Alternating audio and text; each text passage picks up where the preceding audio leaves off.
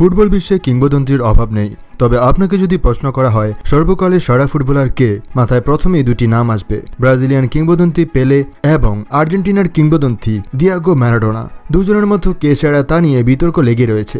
পেলে ম্যারাডোনার পর ফুটবল বিশ্ব যখন আর একজন কিংবদন্তির অপেক্ষা করছিল, ঠিক তখনই ফুটবলের ইতিহাসে আবির্ভাব হয় এক পারফেক্ট ম্যাজিশিয়ানের, জিনেদিন ইয়াজিদ জিদান। ফুটবলের জন্ম চীনে হলেও বিশ্বকাপ ফুটবলের ধারণাটা কিন্তু আসে একজন ফরাসির মাথা থেকে।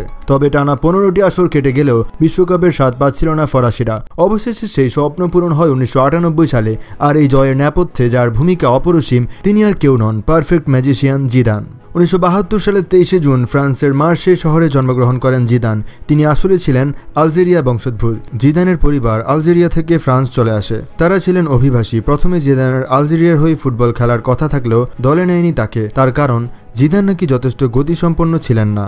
2006 বিশ্বকাপ ফুটবলের পর নোবেল বিজয়ী ডক্টর মোহাম্মদ ইউনুসের আমন্ত্রণে বাংলাদেশেও এসেছিলেন ফুটবল বিশ্বের নক্ষত্র জিনেদিন জিদান। বঙ্গবন্ধু স্টেডিয়ামে তরুণ ফুটবলারদের সাথে ফুটবলও খেলেন জিদান। ফুটবল থেকে অবসর গ্রহণের পর বিভিন্ন সামাজিক কর্মকাণ্ডে নিজেকে জড়িয়ে রাখেন জিদান। পাশাপাশি রিয়াল মাদ্রিদের কোচ হওয়ার অনেক ইচ্ছা ছিল তার কোচ হওয়ার জন্য কোচিংয়ের উপর ডিগ্রি অর্জন করেন। বাংলাদেশে আসার পর জিদান ছোট ছোট বাচ্চাদের সাথে ফুটবল খেলেছিলেন এবং সেই ছবিগুলো এখনও ইন্টারনেটে রয়েছে। পরে 2013-14 মৌসুমে রিয়াল মাদ্রিদের সহকারী কোচের দায়িত্ব পালন করেন জিদান। 2013-14 মৌসুম কার্লো আনচেলত্তির সহকারী হিসেবে মাদ্রিদের লা ডেসিমার সাক্ষী ছিলেন জিদান। 2019-এ ফের দ্বিতীয় দফায় রিয়াল মাদ্রিদের দায়িত্ব নেন জিদান। একটি লা লিগা এবং একটি স্প্যানিশ সুপার কাপ জয় করেন। জিদান রিয়াল মাদ্রিদের দ্বিতীয় সর্বোচ্চ 11টি শিরোপাজয়ী কোচ। 2021-এ রিয়াল মাদ্রিদের কোচের দায়িত্ব ছেড়ে এখন এক ধরনের অবসর সময় কাটাচ্ছেন।